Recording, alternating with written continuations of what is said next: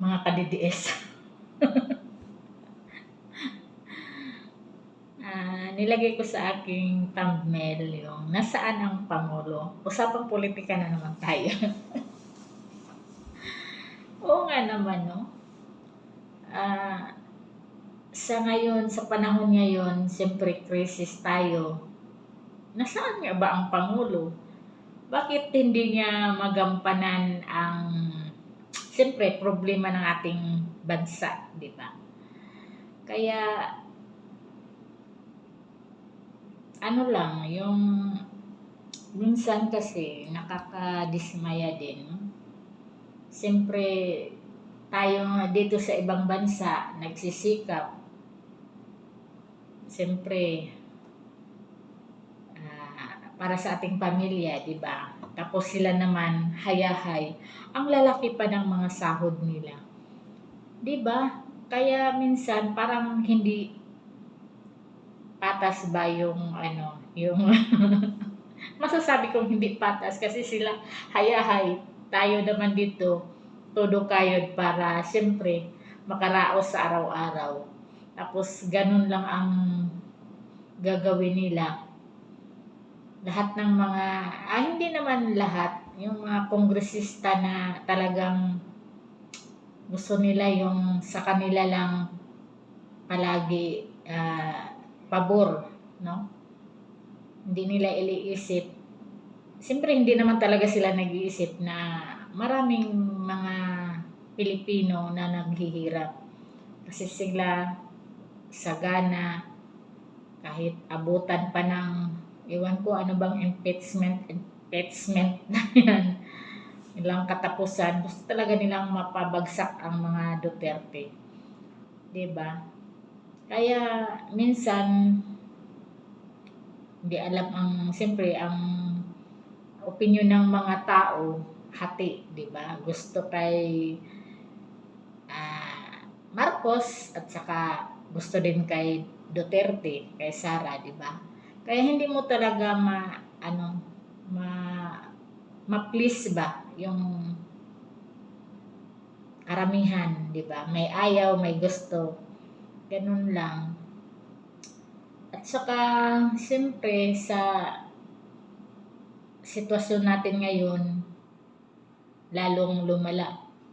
Kasi wala namang aksyon ang gobyerno eh. Puro lang sila propaganda ba na may nagawa, may legacy si Marcos. Ano bang legacy ni Marcos? Tanong ko lang sa inyo, mga maka-Marcos. Ano bang legacy ang sus naman. Hindi ko maintindihan eh. Kaya sa bagay, hindi naman, iba-iba naman talaga ang mga opinion. Kaya ano lang to, vlog lang to ng siyempre. Yung saloobin ko ba na siyempre lahat naman tayo ay may mga saloobin, may mga hinanaing sa ating gobyerno na wala talaga. Kaya lalo na ngayon, gasolina, nagtaasan ang mga presyo sa pagkain, kung ano pa. Tapos siyempre hindi mo maiwasan, may naman talaga panahon na nagkakasakit.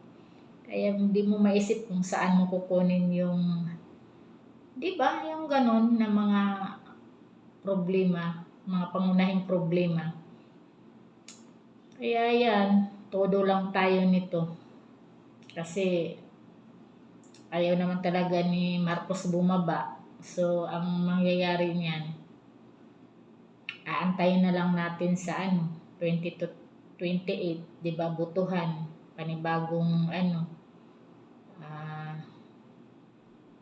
pagpili ng ating presidente para siyempre kahit papaano di man totally ma-solve ang problema sa ating bansa, maibsan, man lang kahit papaano.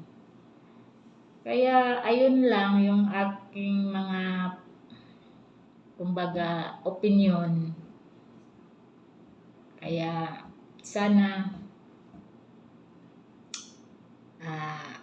bumaba ka na lang. Pero hindi yan bababa. Maraming kukurakuting pang datong budget.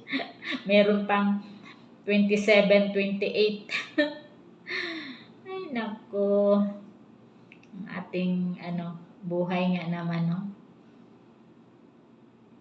Oo, masarap mabuhay kahit mahirap. Basta wala lang sakit. O, di ba?